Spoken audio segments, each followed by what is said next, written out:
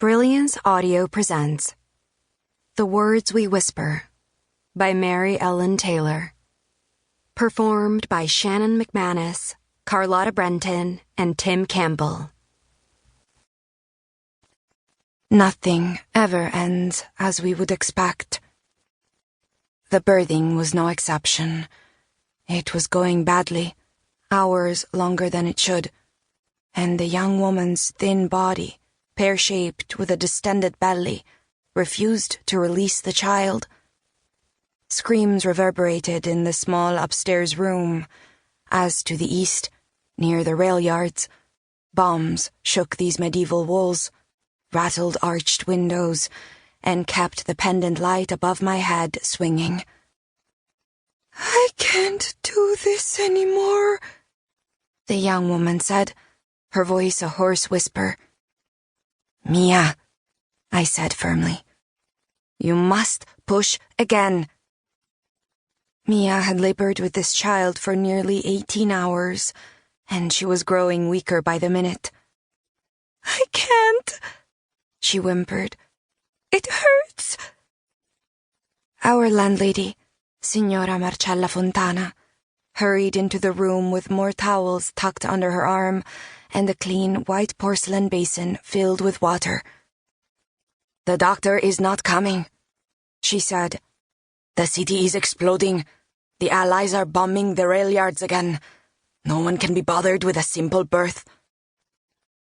There was nothing simple about this birth, but saying so, or cursing the doctor, the Allied planes swarming the skies, or the Germans crowding Rome's streets, would not bring this child into the world.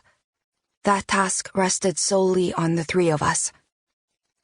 I placed my hand on Mia's drum-tight belly.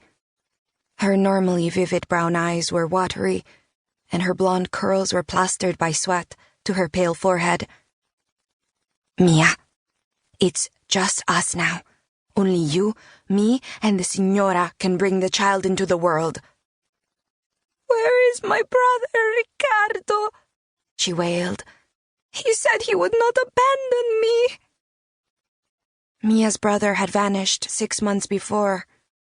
Some said he had joined the resistance, and others said he had hidden like most of Rome's men, avoiding conscription. There were also rumors he had been transported to a labor camp. Or perhaps he could not bear the shame his wild younger sister had brought upon the family. "He does not matter now. Only you and the child."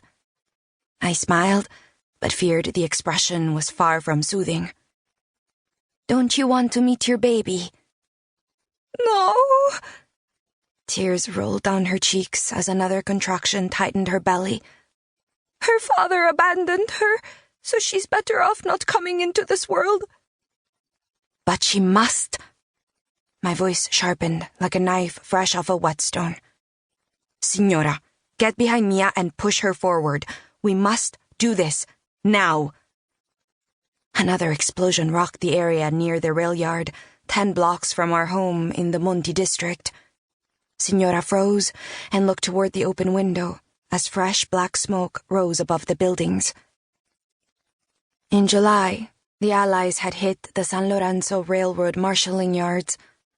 The BBC had reported no civilian casualties, but of course that was not true. The news accounts failed to mention the destruction of the little shops containing the baker, who gave his day-old bread to hungry children, the umbrella maker who kept 5 cats, or the watchmaker who always said, "Grazie mille." The news reports did not speak of the children whose laughter had gone silent, the damage to the Basilica di San Lorenzo, or the homes reduced to rubble that crushed and buried the occupants,